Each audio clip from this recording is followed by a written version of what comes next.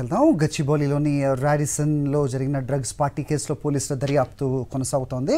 Drug supplier Syed Abbas Ali ప్రస్తుతం పోలీసుల అదుపులో ఉన్నారు. మాదక ద్రవ్యాలు ఎక్కడి నుంచి తెచ్చారనే కోణంలో అబ్బాస్ అలీని పోలీసులు విచారిస్తున్నారు.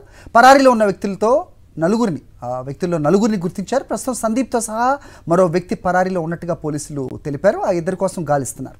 ఇవాళ మరికొంతమందికి నోటీసులు జారీ చేయనున్నారు. అనంతరం వారికి డ్రగ్ టెస్టులు నిర్వహించి విచారిస్తారు.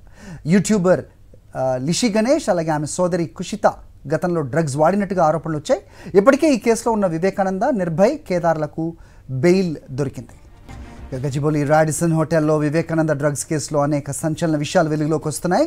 డ్రగ్స్ కేసులో మొత్తం 10 మందిపై కేసు నమోదు చేయగా తాజాగా ఈ లిస్టులో సినీ నటి లిషి గణేష్ పేరును ఎఫ్ఐఆర్లో పోలీసులు చేర్చారు. డ్రగ్స్ పార్టీకి లిషి గణేష్ వెళ్ళినట్టు గుర్తించారు. ఎఫ్ఐఆర్లో లిషి గణేష్తో పాటు మరో వీఐపీ శ్వేత పేరును కూడా చేర్చారు. గతంలో ఈ లిషి గణేష్ సోదరి కూడా డ్రగ్స్ వాడినట్టుగా ఆరోపణలు వచ్చాయి. యూట్యూబర్స్గా లిషి గణేష్, కుషిత గుర్తింపు పొందారు. కేసు నమోదైన 10 మందిలో వివేకానంద, కేదార్నాథ్, నిర్భయ్, వ్యాపారవేత్త సందీప్, సెలబ్రిటీలు శ్వేత, లిషి గణేష్, నెయిల్, క్రిష్ అలాగే రఘుచరణ్ ఉన్నారు. తన కోసం పోలీసులు వస్తున్నారని ముందే సమాచారం తెలుసుకున్న మంజీరా గ్రూప్ డైరెక్టర్ వివేకానంద ఇంట్లోకి పోలీసులు రాకుండా డోర్ లాక్ చేసుకున్నారు. దాదాపు 5 గంటల పాటు పోలీసులు వివేకానంద ఇంటి బయట వెయిట్ చేశారు. ఇంట్లో ఉన్న డ్రగ్స్ను వాష్రూమ్లో పడేసినట్టు పోలీసులు అనుమానించారు. పోలీసులు తమ వద్ద ఉన్న డ్రగ్ చెకింగ్ కిట్ ద్వారా చెక్ చేయగా కొకెయిన్ పాజిటివ్ వచ్చింది. ఇంట్లో వాడి పడేసిన కొకెయిన్ స్ట్రిప్స్ దొరికాయి. వివేకానందకు కూకట్పల్లి కోర్టు బెయిల్ మంజూరు చేయగా కేదార్నాథ్, నిర్భయలకు 3 పూచీకత్తుపై నోటీసులు ఇచ్చి పంపారు.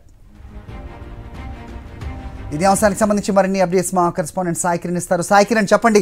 సో తవ్వే కొద్దీ ఇంకా వాస్తవాలు వెలుగులు చూస్తున్నట్టు తెలుస్తోంది. ఇంకా ఎందరి పేర్లు దీనిలో ఉండొచ్చు? ఎవరెవరు డ్రగ్స్ వాడిన దాఖలాలు కనిపిస్తున్నాయి? ఏంటి మీ దగ్గర ఇన్పుట్స్?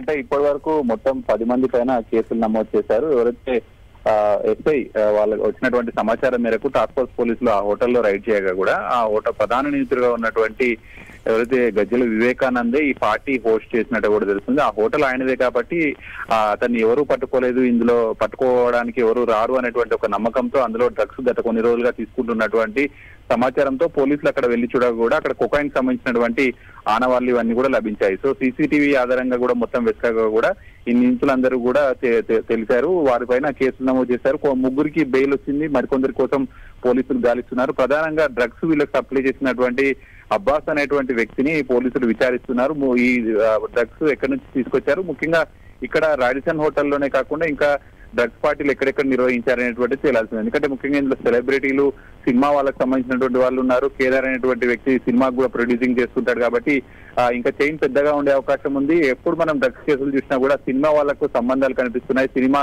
నటులు అందులో డ్రగ్స్ కు సంబంధించినటువంటి కేసుల్లో కనిపిస్తున్నారు కాబట్టి ఇక్కడ కూడా కేదార్ అనేటువంటి వ్యక్తి సినిమా ప్రొడ్యూసింగ్ చేస్తుంటాడు. సో మరి ఇంకా ఈ అబ్బాస్ అనేటువంటి వ్యక్తి డ్రగ్స్ సప్లై చేసినటువంటి పర్సన్ గతంలో ఎవరెవరితో పార్టీలు చేసినటువంటి విచారణలో పోలీసులు దర్యాప్తు కొనసాగుతుంది. ఓకే సాయి కిరణ్.